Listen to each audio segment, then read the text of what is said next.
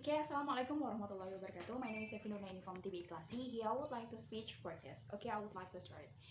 Hello everyone, I would like to introduce you there's 5 choices because they are actually the real protagonists of my talk. They have a special message to give to all of us, and the message is about what the behaviors and attitude we bring into the world in every moment. Now, to show you what I mean, I have a story to tell you about the personal life, the daughter of my partner, 20 years old daughter. To do that, I thought, let's have a great evening out, just two girls together. And I chose a special venue, the Blue Note Chess Club in the Milan. That night, the Manhattan Transfer, which is my favorite jazz group, were playing, so we made atmosphere and it's fantastic. We are greeting on very well. And I'm happy being a baby boomer like the music. I thought, well, is the liking it too much as I might? So in that moment, I just turned to look at her cheeks. And what did I see? I saw this.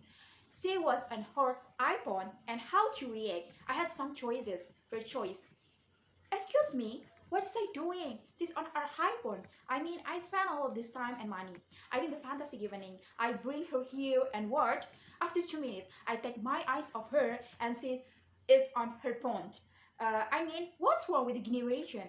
I mean, they get an attention span on a word fly, for God's sake. Choice number 2. This was a mistake. Why did I bring her here?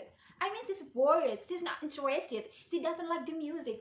What the music I'm thinking? I mean, we should she like the music. I mean, this is stuff for baby boomers. She probably thinks she spent the evening with the necessary. Oh God. Choice number 3. Hold your horse. Count to 10. Take a deep breath. Don't jump to conclusion. You don't know what she is doing on her phone. Just relax. Take it easy. Have another drink. Choice the number 4.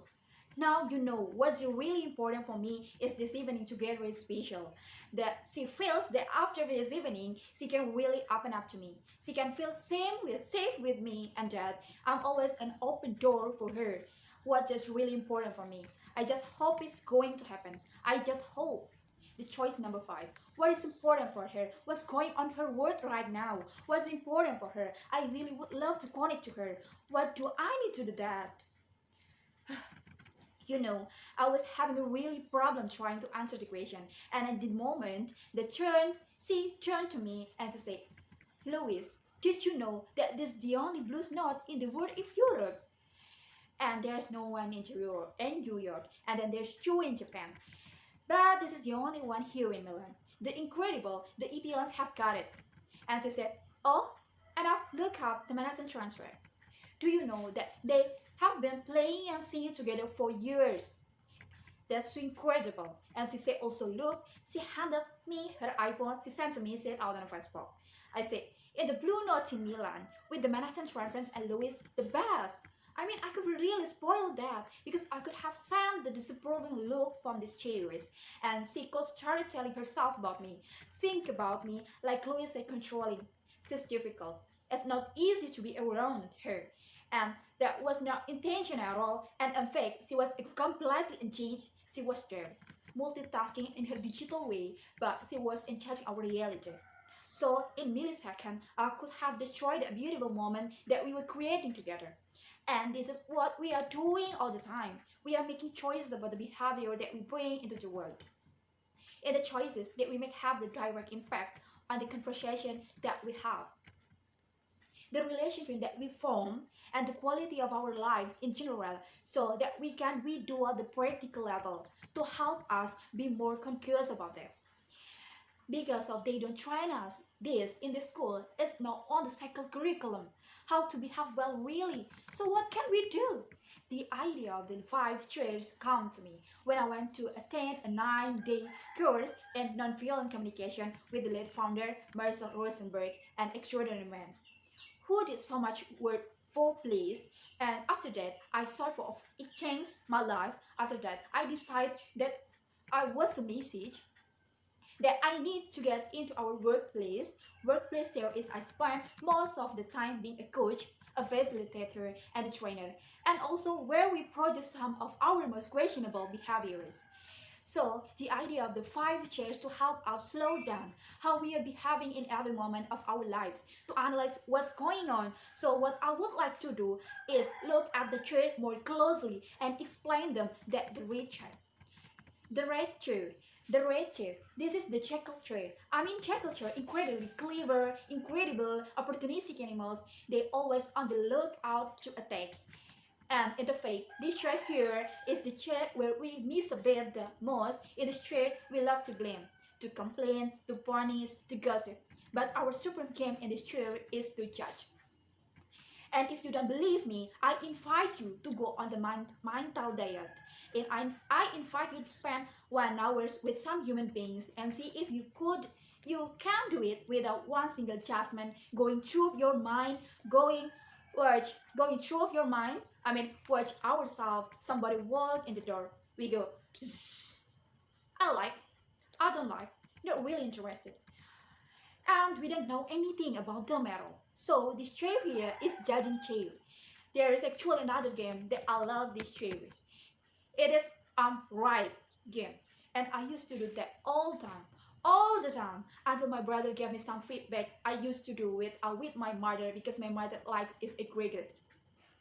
So she would say something like that. Oh yes, there were 30 people at the family gathering, and my job was correct her. I'm saying, no mom, they were 30. They were 13. So I was a policeman of the situation. My brother touched me on the arm. He said, it doesn't matter. To which you react, what do you mean it doesn't matter? Of course, it matters. It is wrong. And she needs to be corrected for her own good. He touched me again. He touched my arm again and he said, do you want to be a relationship with your mother? Or you want to be white? Big lesson from her. I always look up at my mother's grades as a form of obedience. See her in the chair. What we tend to do is we tend to see what is wrong with other people rather than just what is right. Mother Teresa reminds us, the move of judge people, the less time we have to love them. The next choice is the headed chair, the yellow chair. Now the headed chair. When we behave like heroes, we feel very vulnerable. We are curled up. We protect ourselves against, and what we feel is an evil word. And what we do is necessarily judge ourselves in the chair. So within this chair, dread on ourselves, and we say things like, I'm not intelligent enough. I cannot do this. Nobody believes me. I have a certain and fears. I have fears of being rejected, fear of disappointing, fear of failing, and we also play the victim. When I use these companies, I ask managers and I say, where do you spend the most of your time? Hardly anybody comes and sit here because it's quite difficult to admit our weaknesses sometimes and needed a lot of courage. And yet, when we suffer from self-doubt, it is really, what do we do with our self-doubt? Do we give up and give it? Or do we say no? I want to find the resources and grow. And Krishnamurti, says something wonderful. He says, the highest from the intelligence is ability to observe ourselves without judging. So next chair, this chair is market chairs. I don't know if you ever seen in a market. They are not many in Italy, but they are incredible when they are sentato tighted. They can see for 1 hour just like this. 1 hour moving their head and only their head incredible vigilant. And when we are in the chair, this is what we do. We are mindful, we are very aware, we are observant, we stop, we pause, we take a deep breath, and we are conscious. This is the wait chair. W-A-I-T. If somebody is saying wait instead of saying for God's sake, grow up, will you? And will feel interested. So the chair here is when it is of nature.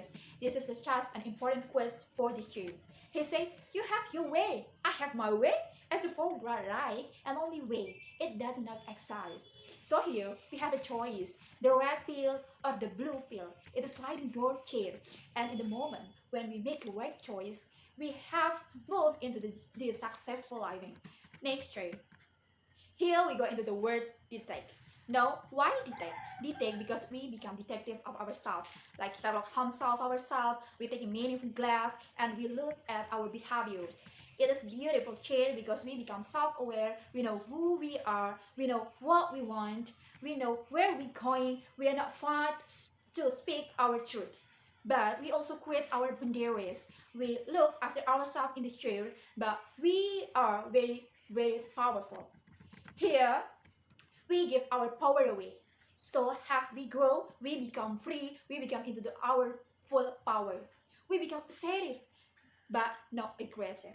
Aristotle said, knowing yourself is the beginning of all the wisdom. We can be here for our whole lives. Why the dolphin? The dolphin because it's such wonderful animals. It is playful, it is intelligent, it is communicates beautifully. When I think on the dolphin, I think of us at our very best of human beings. So next chair is very beautiful chair, very difficult. I don't know if you know, but the giraffe has the biggest heart of all land animals. It's that size. And not only does it have the biggest heart, it also has the longest neck. So it's incredible vision. So when we are in this chair, we are displaying empathy, compassion, and understanding. And in this chair, we put our egos off the back of the partner. And we listen to people. We hold the people of presence and we care for them, stepping into somebody else's shoes and understanding them. It's great at the generosity. Abraham Lincoln once said, I don't like that man. I must get to know him better. So in this year, it is an invitation to look at the perspective, to embrace other realities, to embrace this diversity and become tolerant. And the most important question in this year is what is important for him or for her in front of me. And the intention in the chair is to stay connected whatever happens. So these are these chairs. How do we translate this into daily life? Well, you can imagine if you go to work, maybe you can go and you give the presentation, it doesn't really well. Sorry, I mean that, and it goes really well. So you are here thinking, great, fantastic. Then maybe you have a meeting and things go badly. And we sing into this series. Now your challenge every day you to understand how to find the balance between sitting here and sitting here. Because if we are here to these chairs, we are more rational, we're more open, we're more intelligent, we're more thoughtful. Something that really moved me very, very deeply when I first read it was this. Frank,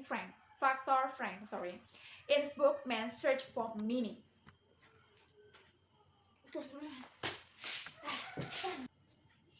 Was this? Viktor Frank, in the book Man's Search for Meaning, said, everything can be taken from man, but no one thing.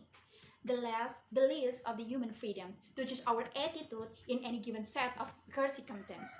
This is so powerful. So when you next want to snap at your children or argue with your partner or punish someone at work, try to be changed, you end up in these chairs, which very often happens and make everything right again. So my invitation to you is to take these chairs home with you. Play with them, make them your own, teach them to your kids. They get this immediately. Put 5 of them in the boardroom of work and watch how your meeting will improve. And the next time somebody presses on of your red buttons, just think 5 chairs, 5 choices.